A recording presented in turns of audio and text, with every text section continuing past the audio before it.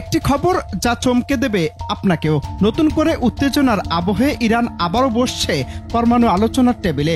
ইউরোপের 3 শক্তিধর দেশ ফ্রান্স, জার্মানি এবং ব্রিটেনের সঙ্গে আসন্ন এই বৈঠকে বসতে যাচ্ছে তুরস্কের ইস্তাম্বুল শহরে। আগামী 25 জুলাই শুক্রবার পরমাণু কূটনীতির এই নতুন অধ্যায়ে নেতৃত্ব দিচ্ছে ইউরোপীয় ইউনিয়ন, যারা চান ইরান ফের আন্তর্জাতিক পরমাণু চুক্তিতে ফিরে আসুক। আর এমন খবরে রীতিমতো হাঁটু কাঁপুনিতে নেতানিয়াহু। কি হতে যাচ্ছে? আবারও কি ফুঁসে উঠছে বিশ্ব রাজনীতি?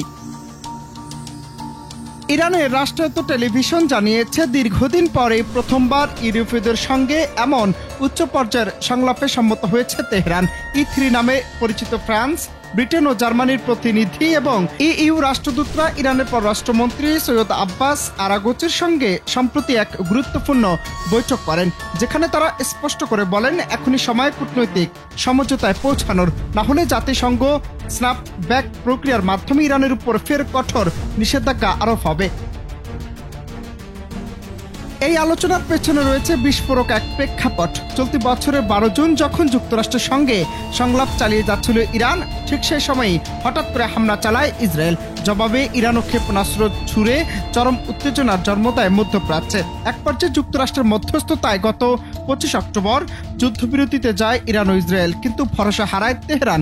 পরিস্থিতি এমন জায়গায় পৌঁছায় যে যুক্তরাষ্ট্রের ডাকে সাড়া না দিয়ে একরকম আস্থাহীনতার কথা প্রকাশ্যে জানিয়ে দেয় তেহরান।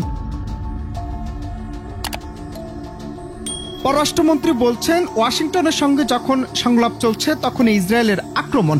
এই দ্বিমুখী নীতিতে তারা আর বিশ্বাস রাখতে পারছে না। ফলে যুক্তরাষ্ট্রবাদ এবার ইউরোপীয়দের আহ্বানে আলোচনায় বসে তারা। বিশ্লেষকদের মতে এবারের বৈঠক তাই শুধু কাগজের চুক্তির আলাপ নয়, বরং এটা নির্ধারণ করতে পারে মধ্যপ্রাচ্যে ভবিষ্যৎ শান্তি নাকি আরেকটি যুদ্ধের দিগন্ত উন্মোচন হবে। অন্যদিকে ইরানের এই কূটনৈতিক অগ্রগতিতে সবচেয়ে বেশি অস্বস্তিতে পড়েছে নেতানিয়াহুর দেশ Israel. Ananta Hasan Masud, Bangla TV news desk.